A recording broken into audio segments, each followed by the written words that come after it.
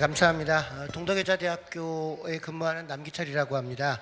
자, 지금까지 오늘 호주 뉴사우스웨일즈의 보건, 커뮤니티 케어, 통합 예방, 선제적인 그런 프로그램에 대해서 이야기를 들어봤고요. 또 일본 요코하마에서의 개호보험과 포괄 케어 이런 부분에 대해서 들어봤고, 스웨덴 리딩의 시에서의 돌봄에 대한 공무원들의 조치와 집행에 대한 부분, 그리고 미국 샌프란시스코의 새로운 두 가지 프로그램과 고품질 인력 양성을 통한 아동에 대한 선제적인 접근, 그리고 우리나라의 노원구에서 최근 서울시 행정체계 개편과 공공적인 돌봄 서비스 제공에 대한 이야기들을 들어봤습니다. 사실은 짧은 시간에, 지금 사실은 시간이 꽤 길었습니다. 그래서 조금 피곤하실 수도 있으실 것 같은데요. 짧은 시간에 또 돌봄의 영역들이 아동도 있고 노인도 있고 장애인, 굉장히 여러 가지 영역이 걸쳐 있기 때문에 이런 부분들에 대한 이야기를 전체적으로 우리가 그 나라의 특징을 다 파악하기는 쉽지는 않을 것 같습니다만, 또 각각의 영역에서 이 자리에 모이신 모든 분들이 가지신 특징이 돌봄 분야에 관련돼서 일을 하고 계시지만, 또 하나의 중요한 특징은 공공행정조직에서 전문가로 일하시고 계신 선생님들이라는 특징을 함께 가지고 있습니다. 그렇기 때문에 저희가 몇 가지 질문도 사전에 드렸고요. 특히 공공 돌봄 행정의 특징적인 부분에 대해서 조금 이야기를 함께 나눠볼까 했습니다. 하지만 살짝 지금 걱정되는 부분은요. 제가 딱 나오면서 보니까 제가 인사드리고 전부 다 수고하셨습니다. 그리고 끝내는 게 시간에는 딱 맞게 지금 되어 있는 상황입니다. 그렇지만 약간 시간을 많이 넘기진 않고요. 조금 짧은 시간이라도 이야기를 좀 나눠보도록 하겠습니다. 제가 참석하신 모든 분들께 사전에 질문을 몇 가지를 드렸었는데요. 그걸 다 하기에는 시간이 어려울 것 같아서 한 가지 질문으로만 먼저 공통 질문 하나 드리겠습니다. 각 나라의 여러 가지 상황을 말씀을 주셨는데요. 만약에 굉장히 가난한 빈곤층이 아닌 일반 중산층, 소득으로는 중산층에 해당하는 노인이거나 혹은 아동이거나 돌봄 서비스를 받고 있지 못해서 난 돌봄 서비스가 필요한데 돌봄 서비스를 어쨌건 현재 받고 있지 못한 시민이 공공기관에 연락을 취해왔다 혹은 찾아내셨다.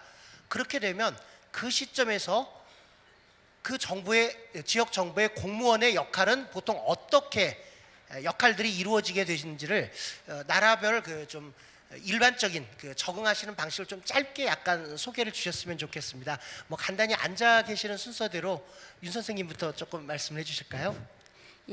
스웨덴에서는 그 수입과는 관계없이 도움이 필요하다고 시에 요청이 오거나 저희들이 찾아내면 그분들의 원서를 받아들여서 그것에 대한 조서를 하고 무슨 도움이 필요한지 그런 것들을 조서를 한 다음에 필요한 도움이 되면 청소도 있을 수도 있고 다른 일도 있겠지만 하여튼 그런 일이 있으면 도와드리는 방법으로, 그래서 저희 사회복지부 결정부에서 저희들이 결정을 해서 결정한 것을 실행부로 저희가 보냅니다. 그럼 실행부에서 그 일을 받아서 구체적으로 도움을 주고요.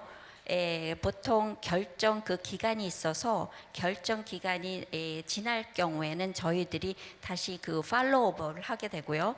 또 그 전에 실행부에서 이분은 그래도 도움이 더 필요하다, 아니면 도움이 덜 필요하다, 그럴 경우에는 저희들한테 연락을 하게 됩니다. 결정부에. 그러면서 계속 상호 연락을 하면서 도움을 원하시는 분 아니면 도움을 원하시는 어른을 위해서는 도움을 주고요.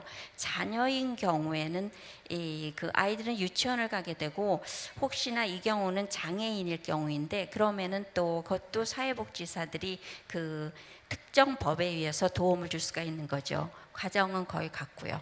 예. 네, 감사합니다. 스웨덴 같은 경우는 특히 공무원 조직에서 그러니까 우리로 따지면 동주민센터와 마찬가지인 지방행정기구이겠죠. 지방행정기구에서 서비스 결정과 서비스 실행 이 자체를 직접 다 주관하신다라는 점이 굉장히 좀 특징적인 그런 부분이었던 것 같습니다. 그럼 이번에는 호주 같은 경우는 어떠신지 린치리 선생님께서. 네. Thanks.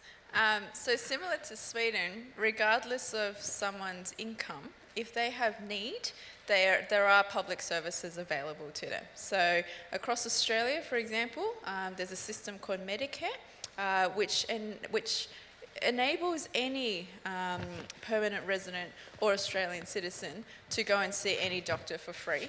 And if they have need, they can access a whole range of community services, and they have the services of public hospitals that they can access. So all of that is available to them.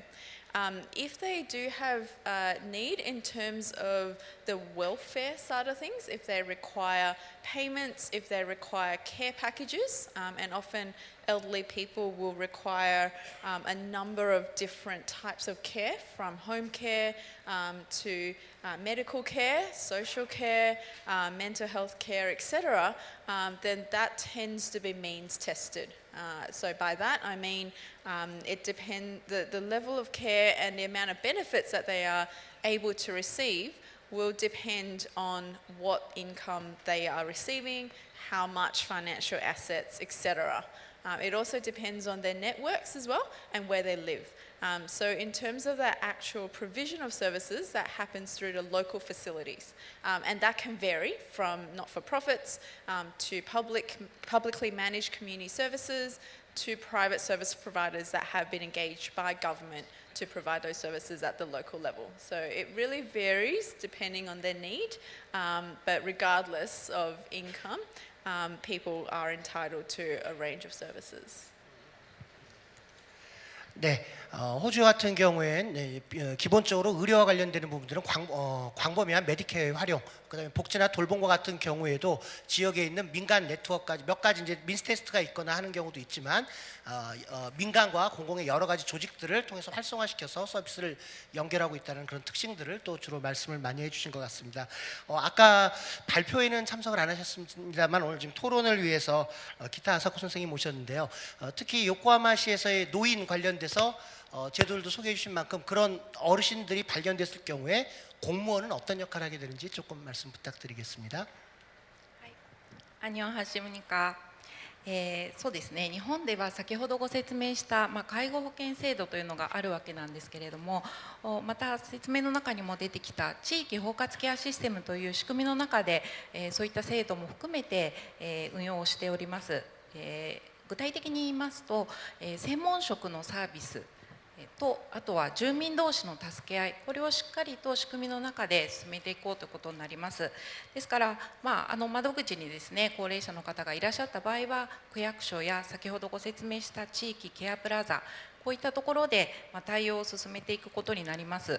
でその方がですね、介護保険制度の対象になるということになればですね、そのままサービス提供対象となっていくわけなんですが、対象にはならない、そこまでではない虚弱の方というふうになってきた場合は、住民の方ですとかボランティア NPO 団体がやっているような通いの場ですとか配食見守り、こういったサービスが横浜市内では8000以上ありますので、そういったところにつないでいったりですとか、また一人暮らしや高齢夫婦同士の世帯にですね、民生委員という国が任命したボランティアの地域の相談相手みたいなボランティアの方々が個別訪問をしていく、こういった仕組みの中で進めております。以上です。 네, 감사합니다. 일본 같은 경우는 이제 아까 발표 때 나왔던 그 지역의 케어 플라자나 아니면은 지역 포괄 케어 시스템에 의해서 그 일본의 개호보 같은 경우는 우리나라하고 다르게 이제 지자체가 직접 보험자가 되기 때문에 지방 정부가 우리보다는 좀 더 훨씬 더 넓고 적극적인 의미에서 지역 자원을 활용해서 돌봄 서비스까지 연결해 온 그런 시스템이 좀 구축이 되어 있는 그런 부분들을 또 강조해 주신 것 같습니다. 그럼 일본의 경우에는 뭐 기타 선생님께서 말씀을 주셨으니까 이번에는 샌프란시스코 같은 경우에 아까 아동을 중심으로 말씀 주셨으니까요. 꼭 굳이 노인이 아니더라도 아동이도 상관없습니다만 돌봄을 제대로 받지 못하는 아동이 발견되었을 때 공무원의 역할이 어떻게 되는지를 조금 설명 주시면 감사하겠습니다. I can actually answer for children and for seniors. My department serves both populations. The system in the United States is much different in that for the human services programs, they are all means tested. So if the example is someone with a median income or sort of the average income, they are most likely not eligible for financial assistance, food support, in-home care if you're a senior or disabled. I talked about child care. They would be eligible perhaps for a very small subsidy or payment, but they certainly could access the system. Those rules, interestingly, are all set by the federal government, by the national government. We at the local level must abide by those rules when we're implementing the programs. However, it's my belief and San Francisco's belief that the public servants, it is my workers' responsibility to provide services even if someone may not be eligible for support. And those services would look like sort of care management, where my public employees would refer a senior or a family with children to a nonprofit agency to receive support. That's not a means-tested federal program, but it is a network of care and supports that are provided by nonprofit organizations through private dollars. 네, 감사합니다. 미국 같은 경우에는 이제 많은 돌봄 서비스들이 소득과 연계되어 있기 때문에 공무원이 직접 서비스를 제공하거나 연결하기는 어렵고, 이건 주나 연방 정부의 정책과 관련되지만, 방금 말씀 주셨던 것처럼 이제 사회복지 서비스를 담당하시는 공무원들 같은 경우에는 돌봄 서비스가 부각되는 아동이나 노인 같은 경우에는 이제 민간 네트워크라든가 이런 부분들에 연결해드리는, 제도적으로 해결한다기보다는 서비스 차원에 적극적으로 연결해 주시는 그런 부분들이 필요하다라는 말씀을 주셨던 것 같고요. 뭐 여기 많은 분들이 한국 분들이시기 때문에 우리나라, 특히 서울 찻동의 경우는 또 많이 익숙하시겠습니다만, 그래도 그 노원구의 사례를 통해서 과거에는 어땠는데 뭐 현재는 어떤 식으로 지금 변화하고 있다라든가, 좀 그 돌봄에서의 공무원의 역할에 차이가 나는 부분을 조금 말씀해 주신다면 좋겠습니다.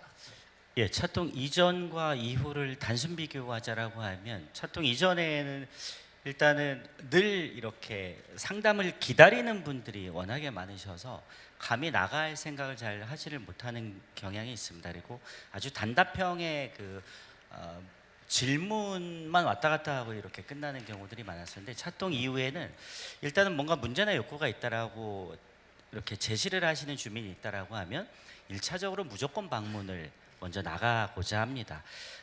물론 이제 무조건 그분의 가정을 가는 것이 꼭 중요하냐라고도 할 수 있겠으나, 실제 현장에서 해보면 그게 정말로 중요합니다. 그분이 표출하신 문제와 내용이 실제 그분 가정에 가서 생활하시는 모습을 봤을 때 또 발견되는 추가적 얘기들이 있습니다. 그런 것들이 있기 때문에 현장에서 그 보고 답하는 것이 굉장히 중요한 구조이고요. 일단은 차동을 한 이후에는 모든 주민은 언제든 뭐 복지뿐만 아니라 모든 것에 대해서 궁금한 점이 있으면 누구나 다 이 행정과 얘기를 하실 수가 있는 것이고요. 이런 지금 예시를 들어주신 케이스 같은 경우는 1차적으로 복지 플래너, 사회복지사와 차동 방문간호 인력이 있습니다.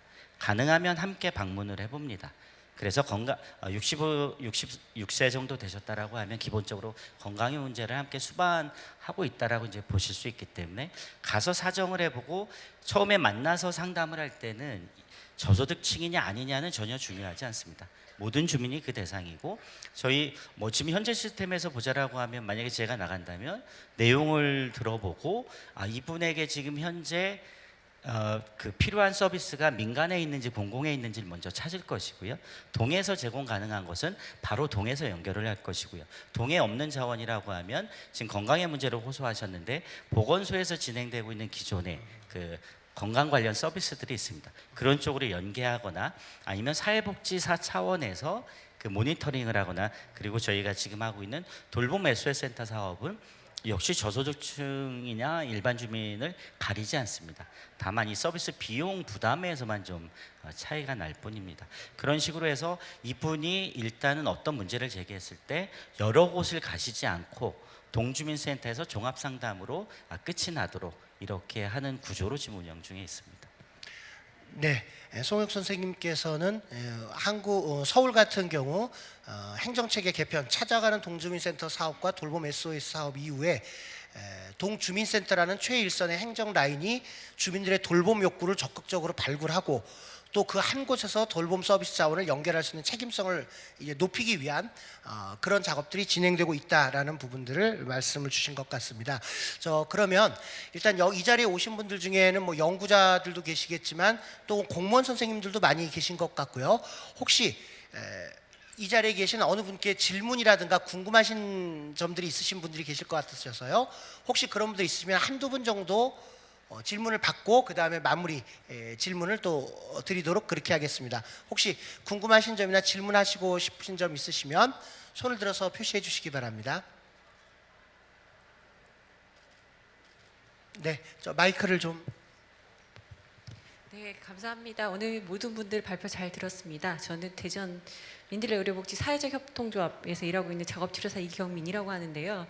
그 치료사이기 때문에 저는 뭐 어느 인력이냐 하면 주민 인력은 아니고 전문 인력이고, 그런데 이제 제가 궁금한 거는 사실은 그 호주의 경우도 그렇고 일본의 그 경우도 그렇고 스웨덴의 경우도 그런 것 같은데, 지금 사회복지사 선생님이 정확하게 평가를 해서 내가 어떤 서비스를 줄 건지 계획을 하고 그 다음에는 전문가가 서비스를 제공을 한다 이렇게 얘기를 하셨어요. 그리고 또 일본에서도 마찬가지로 지역 주민이 줄 수 있는 서비스와 전문가가 주는 서비스가 잘 조화롭게 제공이 되도록 하는 거에 대해서 좀 이렇게 강조를 하셨는데, 저희 그 지금 서울시에서 찾아가는 서비스에서 제공하고 있는 전문가적인 서비스는 또 어떤 게 있는지 궁금합니다. 네, 지금 자 혹시 또 질문이 있으시면 마저 받고 시간의 편의상 그렇게 진행을 하겠습니다. 또 혹시 질문 있으신 경우 있으실까요?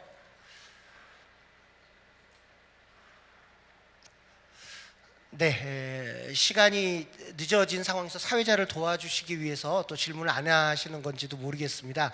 방금 전에 질문 주셨던 부분이 제가 요약을 하자면 아까 여러 가지 서비스를 결정하고 집행한다고 했는데, 특히 전문가적인 서비스가 그 돌봄 서비스에 직접 연결돼서 기획되는 것들은 구체적으로 어떤 것들이 예를 들면 있느냐, 이런 질문으로 들렸습니다. 혹시 연계된 서비스에 대해서 많이 강조를 주셨던 경우가 호주, 그다음에 일본 같은 경우에 아까 좀 설명을 주셨었으니까 뭐 그 메디케어하고 연결되는 서비스 중에 다른 종류의 소셜 서비스, 전문적인 서비스 연결되는 분야가 어떤 게 연결되는지 혹시 말씀해 주실 수 있으실까요? 핀실링 선생님 같은 경우에. Yeah, can I just clarify by expert social services? Do you mean sort of more on the welfare side or health overall? And are we talking about services for individuals who have need or? Yeah. So in terms of, I guess, expert services, please correct me if I'm wrong, but I'm interpreting that as health services that are provided by people who are qualified and who are trained in their fields of practice, so people who hopefully know what they're talking about and what they do. So in Australia, there is a large focus on allied health. So allied health is not doctors and not nurses. They are dietitians, they're exercise scientists, they're exercise physiologists, psychologists, social work, occupational therapy, etc., physios, of course. So in Australia, the way that people can access those services is through a few different ways. Medicare offers something called enhanced primary care plans, or some other people might call it a chronic disease management plan. What is offered, and this is through Medicare, which means it's free of charge for permanent residents and for Australian citizens, is 5 visits per year to these expert or allied health services. With mental health issues, they get at least 10 visits per year.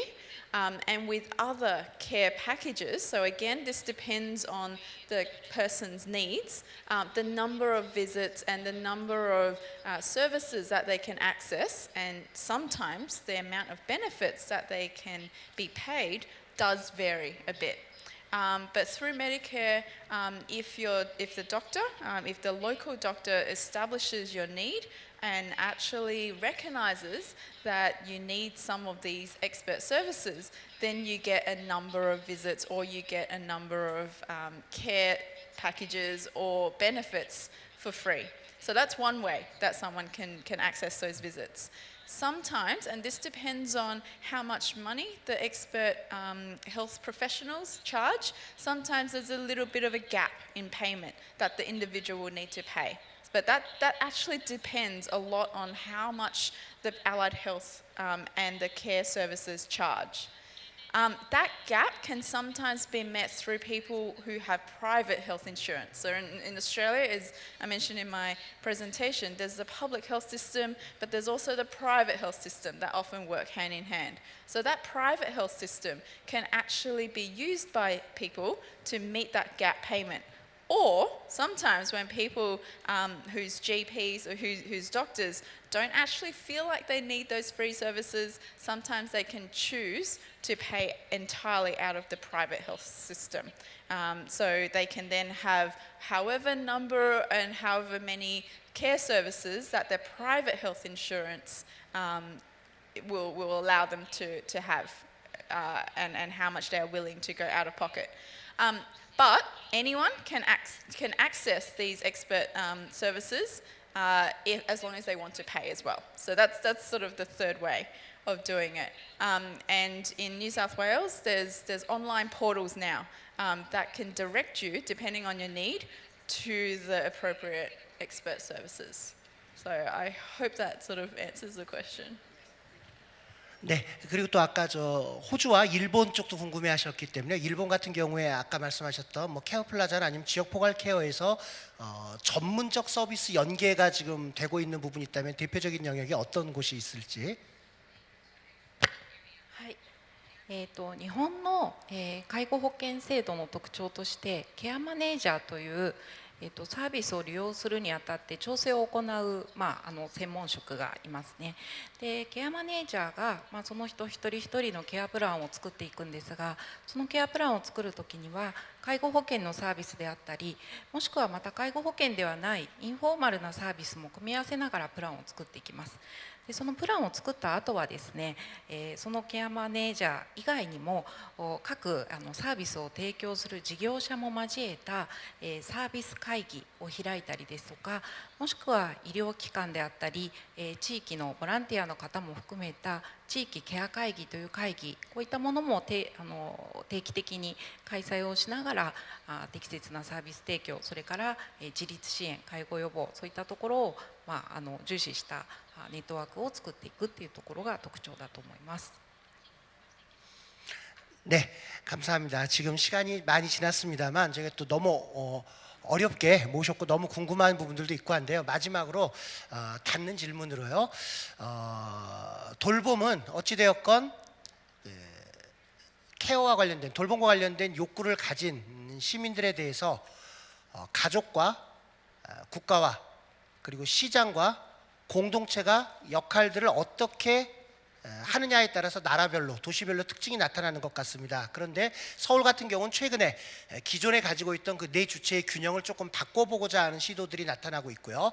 근데 이런 점에서 볼 때 지금 나와주신 전문가 선생님들께서는 각자 자기가 속해 있는 그 도시가 돌봄 정책과 관련돼서 가장 초점을 두고 있는 역할이나 어떤 원칙, 최근에 부각되고 있는 돌봄에서의 정책 역할이나 원칙이 있다면 어떤 부분이 가장 최근에 이슈가 되고 있는지를 간략하게 소개해 주시면 감사하겠습니다.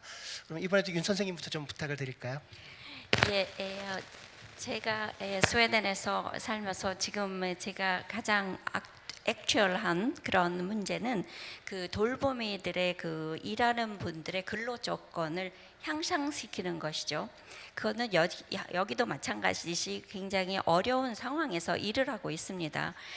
근로 조건도 그렇고, 그리고 또 이 임금도 그렇고 그래서 요즘은 어떤 곳에서는 프로젝트로 6시간을 일을 하면서 8시간으로 월급을 받고 그런 제도도 좀 실시를 하고 그렇게 하려고 하고 있어요.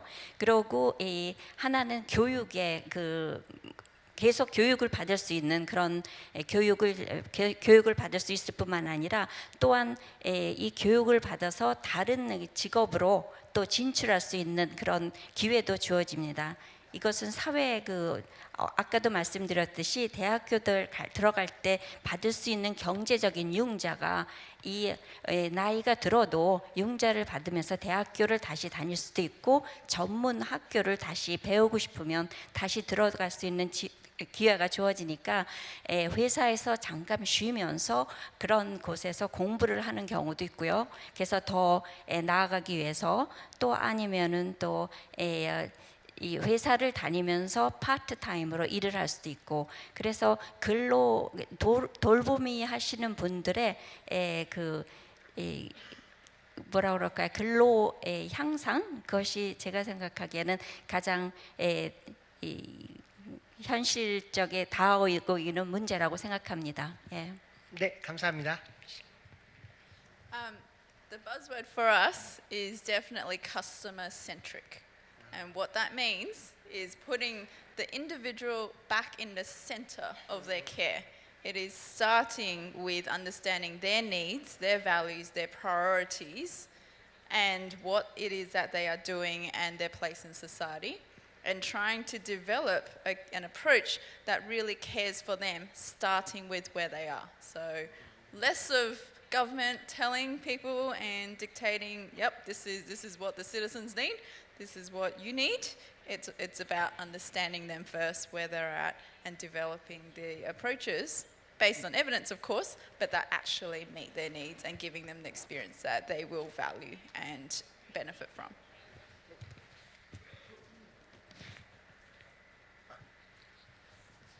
じゃあ横浜市です。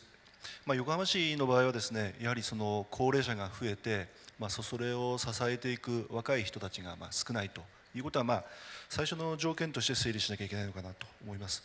そういった状況の中で今後高齢者の方が増えて福祉サービスをたくさん使うというふうになったときには、まずそのサービスを提供するための体制づくりというのが必要になると思います。でそのサービスの提供っていうのは、公的なサービスはもちろんのことなんですけども、先ほど来横浜の特徴としてご紹介している、地域の方の力を借りる、サービスというのもたくさんあるのかなというふうに思います。そういった意味では公共的なサービスだけでなく地域づくり、地域の人たちが、高齢化の問題は自分だけの問題じゃないと。社会全体の問題でもあるし、将来自分にも関わる問題だっていう意識づけが必要なのかなというふうに思います。そういった意味では、地域の方の、心の持ちようみたいなものも高めていく必要もありますし、公的なサービスを支えるための、人材の確保が必要になると思います。またこれまで福祉サービスといいますと、とかく医療と切り離して、日本の場合ですけどもね、医療と切り離して、それぞれにサービスの提供が行われることがあったんですけども、これからはやっぱり医療と介護が相互に連携し合って、情報をお互いに取りながらですね、その人にとって一番いい暮らし方ができるような、トータルのサービス提供というのを考えていく必要があるのかなというふうに思います。もう一つ最大の懸念というのはですね、高齢化が増えると、認知症の方の数も増えます。この認知症の方を支えるための、サービスであったり人材とか、そういったものの構築についても、今後大きな課題なのかなというふうに思っています。In San Francisco and actually throughout the state of California, the number one, the most important issue we're facing now is one of affordability. Because I mentioned earlier, our programs in the social welfare, social safety net are means tested, meaning it's targeted to very low income people. The cost of living in San Francisco and in California has gone up so rapidly that the income levels for the means test have not kept up. And so you have families whose income may be going up, which is a good thing, but once they reach a certain level, they're no longer eligible for support for health insurance or for housing support or for child care subsidies or cash assistance. Yet, because California is such an expensive place to live, and San Francisco is the most expensive in the United States, those families and those seniors are being left behind. And to answer your question about the public servant or the government's responsibility, I believe it is the government's responsibility to care for those who do not have the means to care for themselves or their family members, even though the federal government says that they're not eligible for our programs. And that is the biggest challenge facing local government, because we don't necessarily have the tax base or the resources to manage those tens of thousands of people who are not eligible for the federal programs anymore, but are still very much struggling in life to remain housed, to provide for their families. And just leave with one example is the amount of homelessness, people without homes in San Francisco and in California has increased dramatically, where there are over 100,000 people in California who have no place to live. 네, 송 선생님. 좀 짧게 부탁드리겠습니다. 네, 짧게 하겠습니다. 단축해서 말씀드리면 살던 곳에서 돌봄을, 이게 그 서울시의 돌봄복지가 지향하는 바로 볼 수 있을 것 같고요. 뭐 크게 세 가지로 요약하자면, 첫 번째는 아까 말씀드린 것처럼 돌봄의 사각지대가 없도록 긴급한 대응으로서의 돌봄 체계를 구축하고자 하는 것이고, 돌봄에 대한 문제나 욕구가 있는 모든 주민은 누구나 다 이 서비스의 대상이 될 수 있다는 보편적 대응. 그리고 마지막 세 번째로는 이 서비스가 공공성을 담보하고 제대로 현장에서 작동될 수 있도록 운영코자 하는 것이 서울형 돌봄복지의 방향이라고 이렇게 말씀드리겠습니다. 네, 감사합니다. 시간이 많이 지체되었는데도요. 또 이렇게 워낙 귀한 분들이라서 저희가 조금 이야기를 나누다 보니까 시간이 좀 많이 늦어졌습니다. 지금까지 세 번째 세션 5개 나라 5개 도시에서 모이신 돌봄 관련 정책 담당자 선생님들과 함께 이야기를 나눠봤습니다. 시간이 많이 늦었는데도 끝까지 경청해 주신 모든 분들께 감사드립니다. 이것으로 세 번째 세션을 모두 마치도록 하겠습니다. 감사합니다. 네, 짧다면 짧고 길다면 긴 시간이었는데요. 여러분들께 많은 도움이 되었길, 조금이나마 도움이 되었길 진심으로 바라겠습니다. 이것으로 2019 서울 돌봄 정책 컨퍼런스는 모두 마치겠습니다. 함께해 주셔서 대단히 고맙습니다.